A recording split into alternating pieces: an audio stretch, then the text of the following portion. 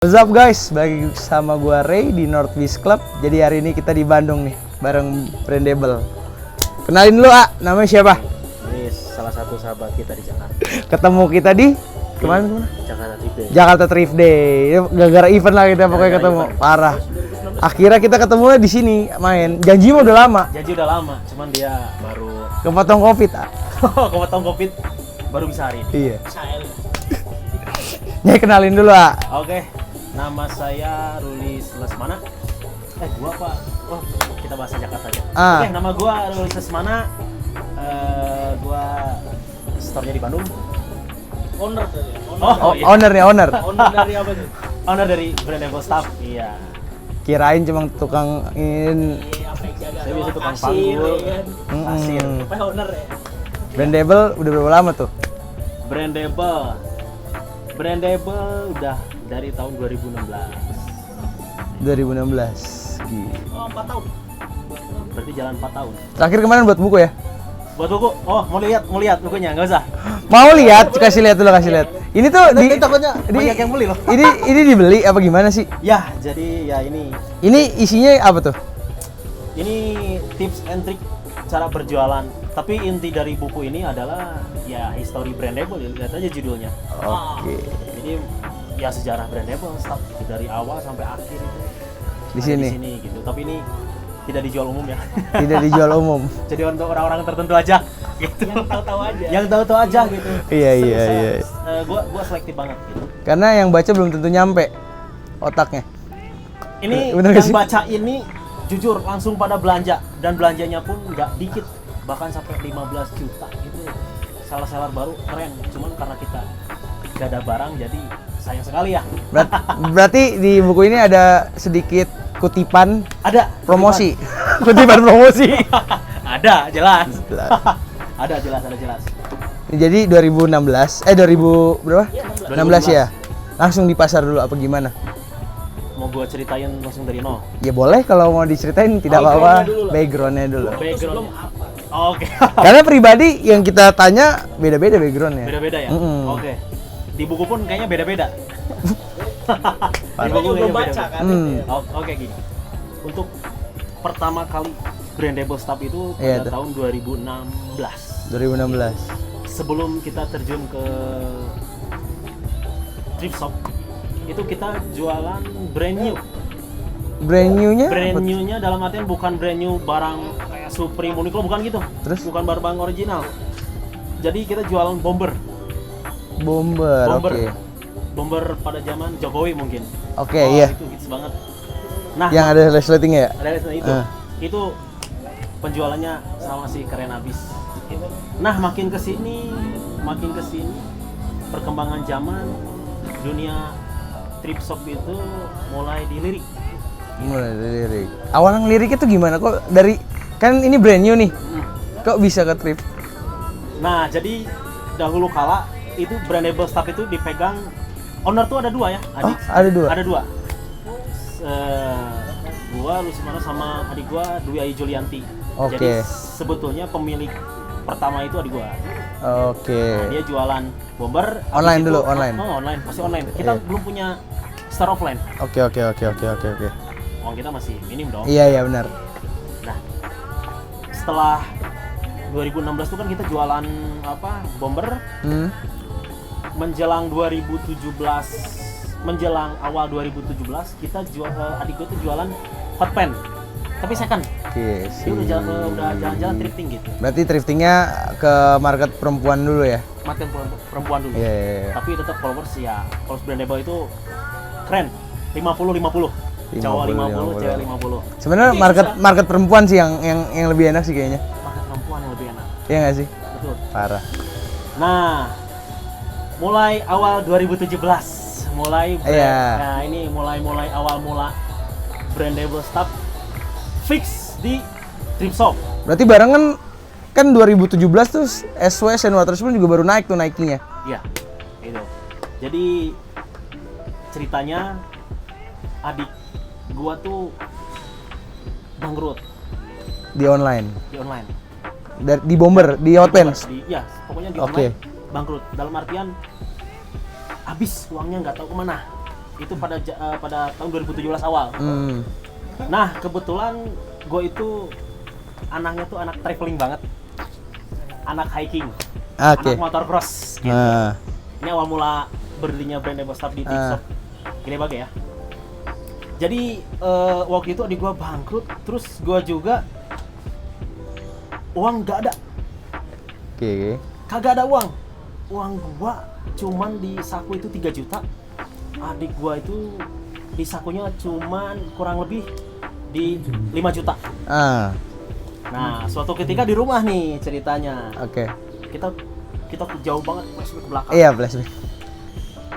Gue juga bingung pengen usaha, cuman usaha apa. Tapi basic gue di traveling sama di motocross. Basic gue. Gue nggak tahu tiba-tiba ada di second atau di pokoknya gue nggak tahu, nggak ada sejarahnya. Di fashion nggak ada sejarahnya. Pokoknya gue tuh kerjanya hiking, motocross. Gue dapat duit di hiking sama motocross. Jadi dulu gue tuh guide. Oh iya sih. Guide sama ada nih dia juga. Jadi dulu itu di sini di mana? Garut larinya?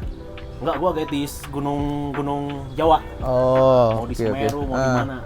Nah pokoknya pas di rumah itu gue diskusi, Dek, kira-kira kita jualan apa ya? Karena gue dipanggilnya Dawis. Karena Dawis udah habis uang, terus kita pengen mau buka usaha. Ada uang berapa? Gua 3 juta, adik gua 2,9 juta. Akhirnya gua langsung otak gua, yaudah kita kita main ke Cimol. Kesini. Main ke Cimol. Gitu. Nah, setelah itu gua belum tahu gua mau nentuin jual apa. Gak tahu gua. Iya. Akhirnya gua karena gua basic anak manajemen bisnis, gua keluarin tuh ilmu gua kan, gitu. Akhirnya gua survei itu Cimol Gede Bage 1 minggu. Survei itu dalam survei produk. Banyakan apa gitu? Itu. Yang banyak itu apa, yang sedikit itu apa. Dan gua juga survei analisis karakter manusia. Oke. Karakter manusia. Minatnya yang lebih banyak mana? Banyak mana? Terus tua, muda atau anak-anak. Akhirnya setelah gua survei, ketemulah. Paling banyak pada waktu itu jaket tipis. Jaket tipis tuh. Ini tuh di Cimol Gede Bage itu 1.100 sekian. Yang jual jaket tipis hampir 250 pedagang. Jaket tipis tuh kayak The North Face outdoor gitu. Jaket tipis, jaket running gitu. Kemudian yang kedua itu celana bahan. Iya. Sisanya flanel, topi. Nah, gua ketemu hoodie sama sweater itu 15 pedagang. 15 pedagang hoodie dan sweater. Karena yang perlu lu ketahui bahwa hoodie sama crewneck itu dulunya itu barang gandengan. Lu ngerti nggak barang gandengan? Ngerti. Beli ini barangan udah dibarengin aja lah. Itu tanda barang apa? Barang kurang jalan. Iya. Sampah sisaan lah ya. Kasarnya kalau menurut orang sini ya dibilang sampah terlalu sadis. Karena itu juga uang. Iya benar. Intinya barang gak jalan. Gitu. Akhirnya gua buka barang yang gak jalan. Gua dulu nggak, Bang, lu ngerti brand-brand nggak? Gua sama sekali nggak ngerti apapun. Lu tahu sendiri basic gua itu hiking.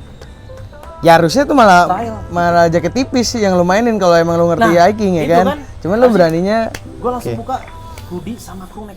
Beda lawan arah. Gua nggak tahu sama sekali brand. Jadi yang gua pikirin pada saat itu, ya udah gua jual gua tahu modalnya, ya udah gua jual atas itu dong. Iya benar. Tapi gua ngitung juga operasional toko, kebutuhan dan lain-lain. Ketemulah harga modalnya berapa. Nah itu yang gua pegang pada saat waktu itu gitu. Tapi masih online? Itu belum itu online mati dulu kan. Oh iya. Mati dulu itu online. Kurang lebih jadi gua buka kan tadi udah tahu. Udah buka hoodie crewneck. Nah, kapan Bang lu buka di store Cimol Gede Bage? Gua tentuin bulan Maret tanggal 28 2017 berdiri. Langsung itu dengan modal sekian langsung buka. Dengan modal 5.900.000 gua udah bisa ngontrak toko. Gua udah bisa desain. Yang ini pertama ini. Ini nih. Dua. Minimalis. Oh iya. Udah bisa beli hanger, gue pokoknya gue uang segitu tuh gue ngutang bal loh. Gue pada saat waktu itu, lu kalau pengen tahu harga hoodie itu 2,5. Harga balnya? Harga bal.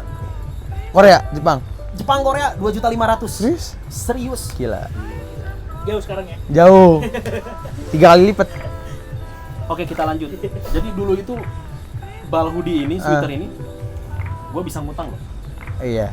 Gue sistemnya setor pada saat waktu itu. Emang ada. Barang gandengan, barang gak jalan. Berani tapi. Gue berani Ngutang. gitu. Nah. Gue berani, jadi pada itu 5.900.000 itu 2 bal, gue masih inget 2 bal. Pokoknya buat toko, buat operasional lah. Iya. Ceritanya gue buka hari pertama nih. Banyak tuh kan seller-seller apa senior tuh langsung ngedeketin. Mungkin dia ngambil barang-barang vintage-nya. Kan gua kagak tahu. Oke.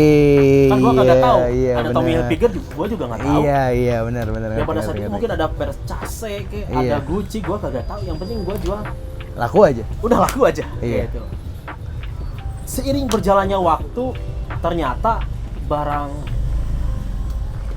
thrift shop ini ada value. Iya, Gitu, ngerti. ternyata itu. Jadi dalam satu bar itu ada barang-barang original yang lu bisa up harganya. Oke. Gitu. Jadi dengan seiringnya waktu, gua mulai ngebangun IG lagi, brandable mulai diaktifin lagi, akhirnya mulai dikenal banyak orang gitu kan. Iya. Gua pertama nggak pakai karyawan, itu gua sama adik gua. Oke. Kita karena kita kuliahan, anak kuliahan, Iya. jadi waktu kuliah gua langsung buka ini, gantian shift. Oh, oke. Dek lu jam berapa? Ya udah gue masukin gini. Jadi sebelum gua sampai sekarang itu gua ngejalin proses yang cukup panjang. Siap. Itu. Nah, jalan seiringnya waktu pada tahun 2017 akhir yang tadinya 15 pedagang jadi 200 pedagang. Semuanya iya ngerti. Gila nggak tuh? Karena apa? Ya gua nggak tahu, mungkin gua anak muda, gua pinter mainin produk padahal gua nggak pakai strategi apa-apa. Iya. Mungkin ngeliat orang tuh ngeliat gua, loh ini barang mati kok dia bisa laku keras. Ngerti. Serius, gua tuh abis terus kalau toko, kalau tiap sale. Jadi orang-orang tuh makin banyak yang buka, harga hoodie itu semakin naik dari 2,5 3 juta, 3.300.000, 3.700.000. Iya. 2019 tuh masih di 2018 tuh masih di 3,7. Begitu masuk 2019 harga udah di atas 4 juta. Iya, itu gimana tuh tanggapan lo? Yang dari awal memang lo ngambilnya dengan harga 2,5 sampai sekarang 4 juta. Jalan lah dari kasih barang nggak jalan sampai sekarang. Nah kan kalau tahun 2017 tuh kan gua pikirannya 2 juta dengan harga 2.500.000 lu bagiin aja, murah banget kan gitu. Oke. Dengan seiringnya berjalannya waktu gua kan tahu brand gitu. Jadi gua bisa pukul di brandnya. Di brand itu gitu. Oke. Terus ya itu seiring berjalannya waktu harga makin naik dan sekarang harga hoodie di 6.400.000. Gila. Jepang. Korea Ya kan? Korea kali lipat. 3 kali lipat Dalam kurun waktu 3 tahun. Terus yang gua pegang sekarang ini apa? Selagi barang itu bisa dikelola dan menutup operasional gua, Di segi marketing berarti dimainin nih. ya gua beli gitu. Iya, ngerti. Karena ya sekarang permintaan hoodie dan sweater itu gila banget gitu. Jadi itulah kurang lebih sejarahnya brandable stuff gitu. Sampai dulu pernah dikenal kalau nyari hoodie sama crewneck. Ya, Mana kalau lagi tuh? kalau hoodie crewneck udah pokoknya ke Pasti brandable. aja gitu. Terus kan ini dari pasar. Terus lama-lama tahu brand. Apakah lu brand bagus lu masukin di sini juga apa emang kan biasanya tuh orang dipisah, ada yang di online aja. Kalau gue tuh gini ya, gue tuh nggak pakai strategi. Tapi ketika gue baca buku tentang bisnis entrepreneurship, justru gue tuh ya gue ngelakuin itu loh. Padahal gue nggak tahu itu, ternyata ada mekanisme strategi. Tapi strategi itu tuh gue jalanin gitu. Makanya gue nulis di buku ini gitu. Okay. Ternyata gini ya strategi. Ternyata Gua tuh ngejalanin tuh pakai strategi, padahal gua nggak tahu itu pakai strategi apa. Iya. Yang ada di pikiran gua yaitu jalanin gitu. Gua nggak pernah ngeluh dan gua nggak berekspektasi tinggi atau mimpi besar. Yang gua punya prinsip itu adalah jalanin, dan gua nggak tahu bisa sebesar seperti ini ya. Intinya gua ya jalanin aja gitu. Banyak seller tuh, lu bang jago amat ya strategi. Iya. Dipikir-pikir, wah strategi apa ya gitu. Gua juga bingung, gua cuma pegang prinsip jalanin aja sih gitu. Iya, Gua ngerti. enjoyin aja gitu. Terus lu bakalan takut mati nggak sih sama thrifting? Kan ini kan lagi dari step masanya di awal nggak tahu apa-apa, lama-lama brandable naik, thrifting naik nih. Terus kalau turun, apakah seorang brandable takut atau emang Turun udah apa? Turun harga? enggak? Turun. Demand thriftnya turun. Ini kan demandnya lagi tinggi banget. Kalau turun gimana tuh? Apakah takut? Apakah gimana? Apa udah jalanin aja? Nah, itu kembali ke prinsip gua dari dulu, yaitu jalanin. Tapi gua udah punya prediksi ini thrift nggak akan pernah turun. Kenapa? Satu, di mana ada barang baru, di situ ada barang bekas. Oke. Itu. Ya kita nggak usah bahas thriftnya deh. Pakaian aja kan salah satu emang yang dibutuhkan manusia gitu ya nggak sih? Itu udah kebutuhan sehari-hari. Jadi ya, gua yakin sih thrift shop naik terus. Naik terus. Maksudnya demandnya turun, cuman emang mungkin punya kubu sendiri bagi siapa yang penikmat. Udah pasti yang nikmatin sih udah pasti ada. Demandnya sih bakal turun sih kayaknya sih. Soalnya sekarang tuh yang baru-baru yang naik nih. Yang nggak tahu apa-apa tiba-tiba ke pasar juga, ya nggak sih? Betul. Berasa nggak? Gimana ya? Gua mau tanggapin juga sih, terlalu jauh juga. Gua nggak ada berhak gitu. Nggak, maksudnya dari segi orang awam deh yang datang pengunjung ke pasar dulu yang mungkin sepi, sekarang rame nih. Dari situ kan kita bisa ngeliat demand-nya kalau thrift ini lagi rame banget. Kan kayak, sorry gue potong, kayak tiba-tiba kemarin ada fenomena COVID, langsung turun drastis gitu. Itu sebenarnya gak turun. Itu memang tidak turun. Jadi satu-satunya mungkin, bukan satu-satunya. Salah satu cara. Salah satu kan mungkin oke lah, banyak orang bilang COVID itu bikin turun semua kalangan. Justru kalau di thrift shop itu naik. Kenapa naik? Mungkin thrift shop itu kan pakaian. Iya. Jadi pakaian itu kan istilahnya nggak pernah basi. Yap, benar. Dijual laku. Syukur nggak laku nggak apa-apa, karena nggak akan basi. Iya. Jadi orang-orang tuh sekarang lagi mikir gimana caranya kita keadaan terpuruk tapi kita masih bisa berjualan. Larilah dia ke thrift shop. Sehingga thrift shop sekarang naik gitu. Iya, jadi ya ada ngaruh dari si COVID ini juga gitu. Karena mereka mungkin banyak yang nganggur. Terus mereka dengan adanya e-commerce atau marketplace, Iya. wah, ini kayaknya kalau kita usaha thrift shop nih lagi booming-boomingnya, mungkin ada nih buat kebutuhan kita. Benar. Itu makanya kenapa gue bilang tadi, kayaknya kalau turun sih mau dari segi manapun nggak akan turun. Nggak akan turun. Oke. Karena mungkin sekarang tuh banyak pengusaha dadakan, Ya. terdesak dengan keadaan kebutuhan. Itu makanya dia larinya ke thrift shop ya. Itu tadi mungkin ngelihatnya orang murah, terus dijual mahal gitu. Itu kan yang dipegang seller-seller sekarang ini. Iya. Murah, ekspektasi dia terlalu tinggi. Jadi dalam satu bal itu mungkin mereka pikir, wah ini untung gede nih, Terus untung besar nih. salah gua, kita gitu. sih, lu sih ngasih barang gua bagus-bagus kemarin. Gitu, jadi ya sekarang siapa yang mau disalahkan? Iya benar. Enggak bercanda. Bisa, gitu.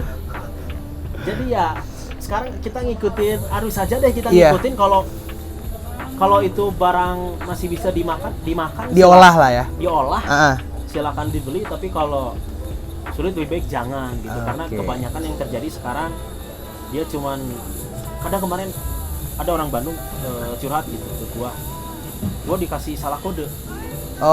Oke.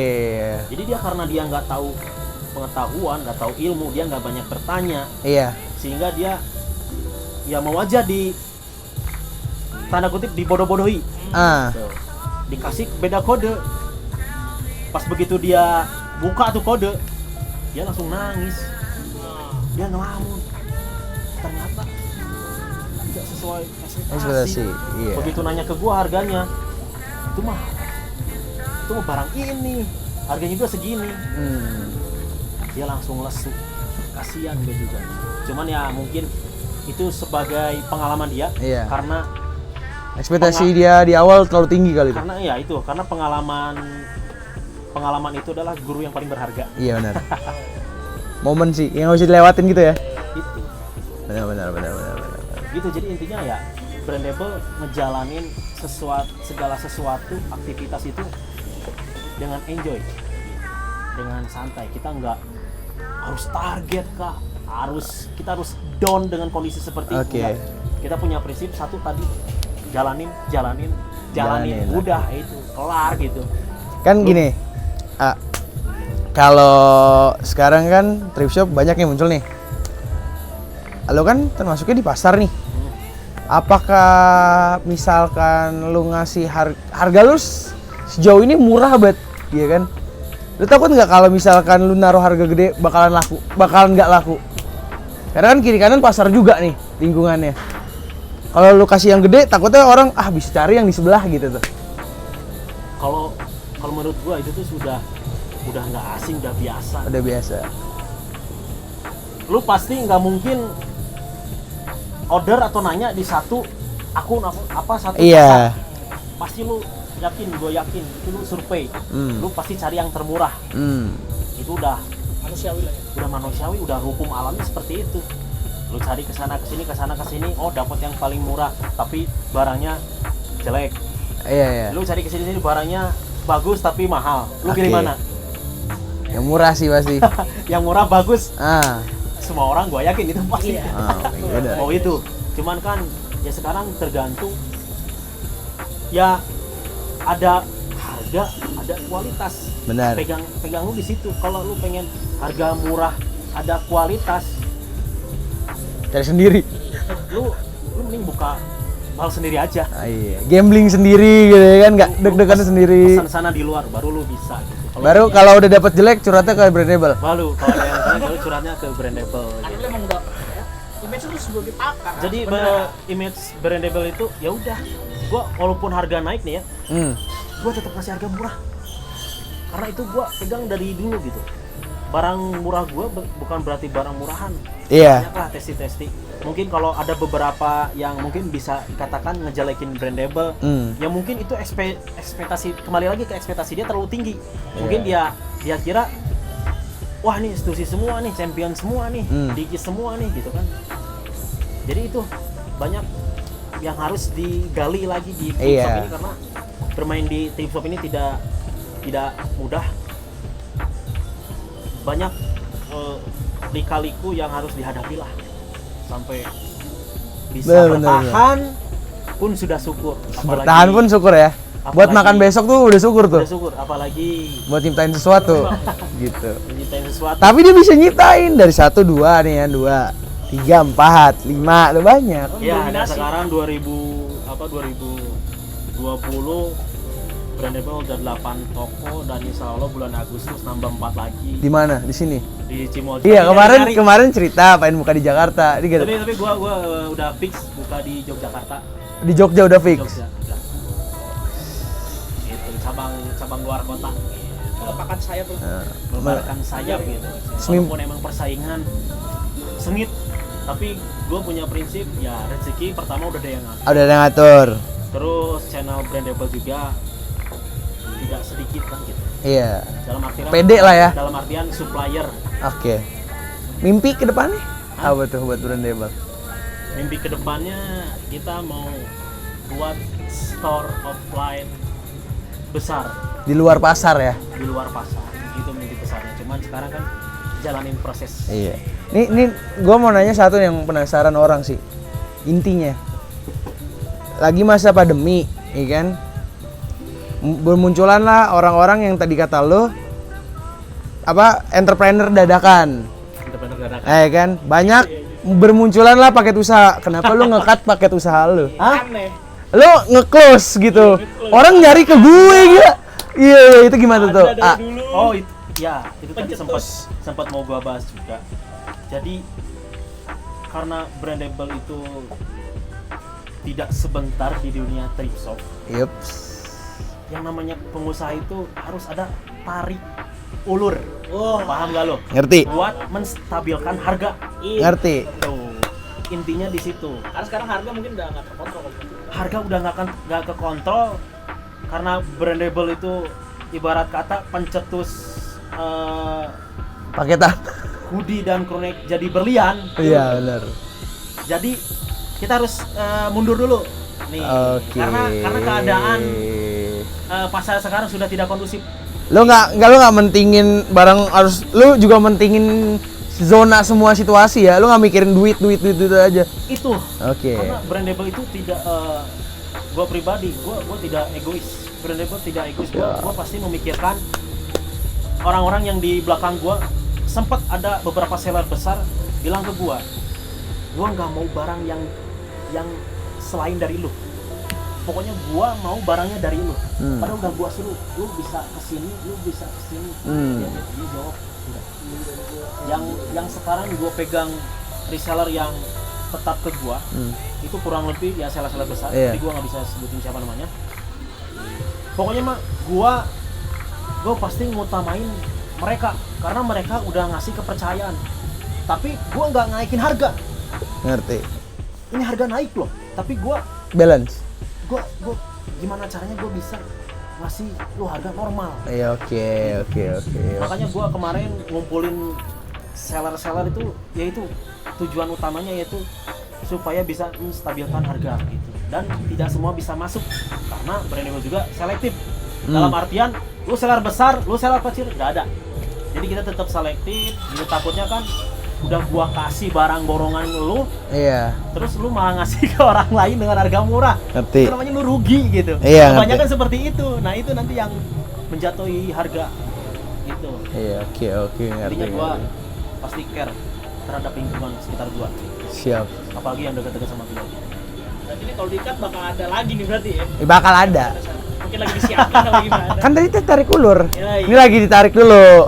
Kemungkinan ulur. Iya. Lewang sih enggak. Ya lu kalau naik mobil lu gas terus tanpa Nah, lu iya rem, benar. lu bakal Oke. nabrak gitu. Tapi Siap. kalau lu rem itu intinya lebih ke hati-hatian. Gitu.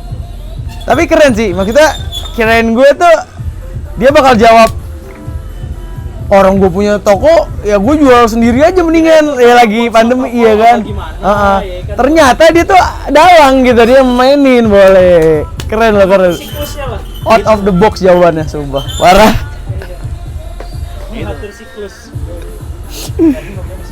Ini durasi udah panjang, Kak. Kita selesaiin akhirin dulu videonya. Ntar kita ada topik yang lain. Ada, boleh.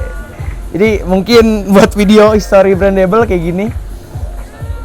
Terus ya lo Videonya bahas-bahas isu lah ya. iya next video bahas-bahas isu tentang persekenan duniawi ya. Mungkin kayak gitu aja. Thanks for watching. Jangan lupa mampir ke Brandable. Ini bloknya di mana sih, ya? Ini blok C50. Kan banyak tuh. Yang ini C50. Pusatnya aja. Pusatnya aja. Oke. Nanti udah kesini baru dikasih tahu. Baru dia Siap. tahu mana aja tokonya. Masuk Gede Bage sebelah kiri. Sebelah kiri. Thank you guys. Peace out.